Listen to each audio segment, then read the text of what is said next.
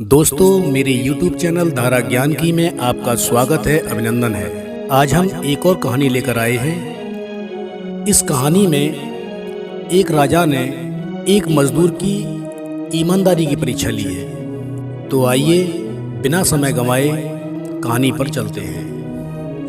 काम की तलाश में इधर उधर धक्के खाने के बाद निराश होकर जब वह घर लौटने लगा तो पीछे से आवाज आई, ए भाई, यहाँ कोई मजदूर मिलेगा क्या? उसने पीछे मुड़कर देखा तो पाया कि एक झुकी हुई कमर वाला बूढ़ा 3 गठरियां उठाए हुए खड़ा है। हाँ, मैं ही मजदूरी कर लूंगा, मुझे रामगढ़ जाना है। 2 गठरियां मैं उठा लूंगा, पर मेरी तीसरी गठरी भारी है। इस गठरी को तुम रामगढ़ पहुंचा दो, मैं तुम्हें 2 रुपए दूंगा। बोलो, काम मंजूर है? मजदूर बोला, ठीक है, चलो। आप बुजुर्ग हैं, आपकी इतनी मदद करना तो यूं भी मैं अपना फर्ज समझता हूँ। इतना कहते हुए गठरी उठाकर अपने सर पर रख ली, किंतु गठरी रखते ही उसे इसके भारीपन का एहसास हुआ। उसने बूढ़े से कहा, यह गठरी तो काफी भारी लगती है। बूढ़े ने कहा, हाँ, इसमें 1-1 रुपए के सिक्के हैं। बूढ़े ने लगभग फुसफुसाते हुए कहा। मजदूर ने सुना तो सोचा, होंगे मुझे क्या, मुझे तो अपनी मजदूरी से मतलब है। ये सिक्के भला कितने दिन चलेंगे?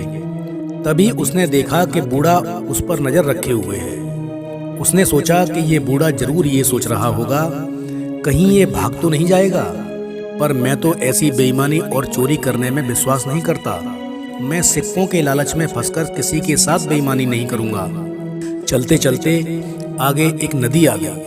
वह तो नदी पार करने के लिए झट से पानी में उतर गया, पर बूढ़ा नदी के किनारे खड़ा रहा। उसने बूढ़े की ओर देखते हुए पूछा, क्या हुआ, आखिर रुक क्यों गए? तो बूढ़े आदमी ने कहा, बूढ़ा आदमी हूँ, मेरी कमर ऊपर से झुकी हुई है, 2-2 गठरियों का बोझ नहीं उठा सकता। कहीं मैं नदी में डूब ही न जाऊं। तुम 1 गठरी और ले लो, मजदूरी की चिंता न करना, मैं तुम्हें 1 रुपया और दे दूंगा। ठीक है, लाओ, पर इसे लेकर कहीं तुम भाग तो नहीं जाओगे?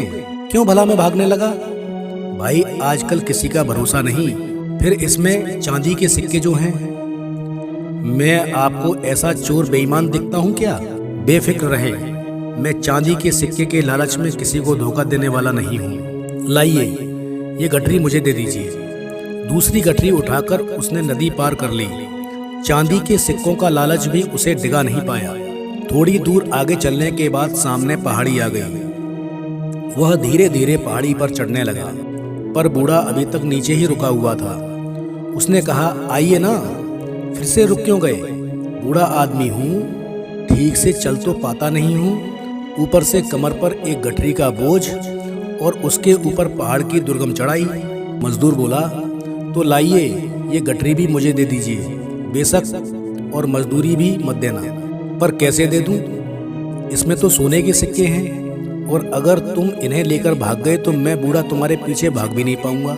कहा ना, मैं ऐसा आदमी नहीं हूँ। ईमानदारी के चक्कर में ही तो मुझे मजदूरी करनी पड़ रही है, वरना पहले मैं एक सेठ जी के यहाँ मुनीम की नौकरी करता था। सेठ जी मुझसे हिसाब में गड़बड़ करके लोगों को ठगने के लिए दबाव डालते थे। तब मैंने ऐसा करने से मना कर दिया और मैं नौकरी छोड़कर चला आया। उसने यूं अपना बड़प्पन जताते हुए गप हाँकी। पता नहीं तुम सच कह रहे हो या, खैर उठा लो ये सोने के सिक्के वाली तीसरी गठरी भी। मैं धीरे धीरे आता हूँ, तुम मुझसे पहले पहाड़ी पार कर लो तो दूसरी तरफ नीचे रुककर मेरा इंतजार करना। वह सोने के सिक्के वाली गठरी उठाकर चल पड़ा। बूढ़ा बहुत पीछे रह गया। उसके दिमाग में आया, अगर मैं भाग जाऊं तो ये बूढ़ा तो मुझे पकड़ नहीं सकता और मैं एक ही झटके में माला माल हो जाऊंगा। मेरी पत्नी जो मुझे रोज कोसती रहती है, कितना खुश हो जाएगी। इतनी आसानी से मिलने वाली दौलत ठुकराना भी बेवकूफ़ी है। एक ही झटके में धनवान हो जाऊंगा। पैसा होगा तो इज्जत, ऐश, आराम सब कुछ मिलेगा मुझे। उसके दिल में लालच आ गया और बिना पीछे देखे भाग खड़ा हुआ। 3-3 भारी गठरियों का बोझ उठाए भागते भागते उसकी सांस फूल गई। घर पहुंचकर उसने गठरियां खोलकर देखी तो अपना सर पीट कर रह गया। गठरियों में सिक्कों जैसे बने हुए मिट्टी के ढेले ही थे। वह सोच में पड़ गया कि बूढ़े को इस तरह का नाटक करने की क्या जरूरत थी। उसकी पत्नी को मिट्टी के सिक्के के ढेर में एक कागज मिला जिस पर लिखा था, यह नाटक इस राज्य के खजाने की सुरक्षा के लिए ईमानदार सुरक्षाकर्मी खोजने के लिए किया गया। परीक्षा लेने वाला बूढ़ा और कोई नहीं, स्वयं महाराज ही थे। अगर तुम भाग न निकलते तो तुम्हें मंत्री पद और मान सम्मान सभी कुछ मिलता, पर अफसोस। तो दोस्तों, यह कहानी आपको कैसी लगी? अगर अच्छी लगी है तो आप सभी के लिए धन्यवाद।